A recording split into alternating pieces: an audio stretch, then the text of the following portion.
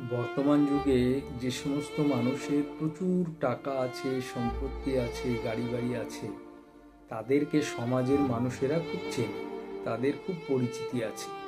মানে রাস্তাঘাটে যদি কেউ কাউকে জিজ্ঞাসা করে, তার নাম একবারে এক কথায় বলে দেবে যে হ্যাঁ, অমুক লোক, অমুক জায়গায় বাড়ি। কিন্তু যাদের টাকা নেই, পয়সা নেই, তাদেরকে কেউ চেনে না। দেখবেন আপনার কাছে যখন টাকা থাকবে, সকলেই তখন আপনার সঙ্গে মিশবে, সে আত্মীয় স্বজন হোক আর বন্ধু বান্ধব হোক। তখন ওঠা বসা মেশা, যোগাযোগ রাখা। কিন্তু যখনই আপনার অর্থ ক্ষমতা নষ্ট হয়ে যাবে বা আর্থিক সামর্থ্যটা হারিয়ে ফেলবেন, তখন দেখবেন কাউকে পাশে পাচ্ছেন না।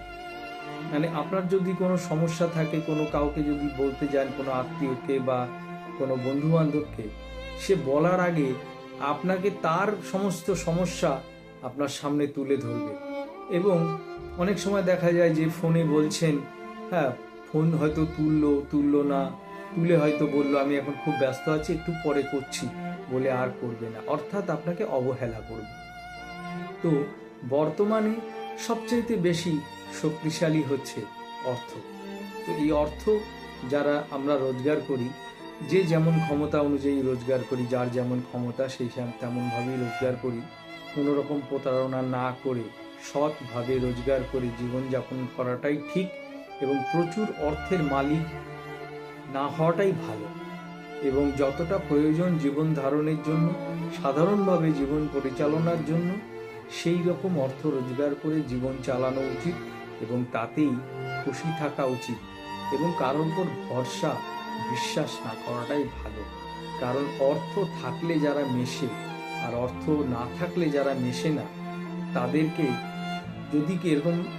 যদি কখনো আপনার জীবনে এমন ঘটে যে এরকম অর্থ ছিল বা আছে, আপনার সঙ্গে খুব মিশছে, আপনার সঙ্গে ওঠা বসা করছে, আর হয়তো নেই, এখন মিশছে না, আর কখনো তার সঙ্গে মিশবেন মিশবেন দেখা হলে কথা বলবেন, কিন্তু কখনো আন্তরিকভাবে মিশবেন না বা মিশতে পারবেনও না।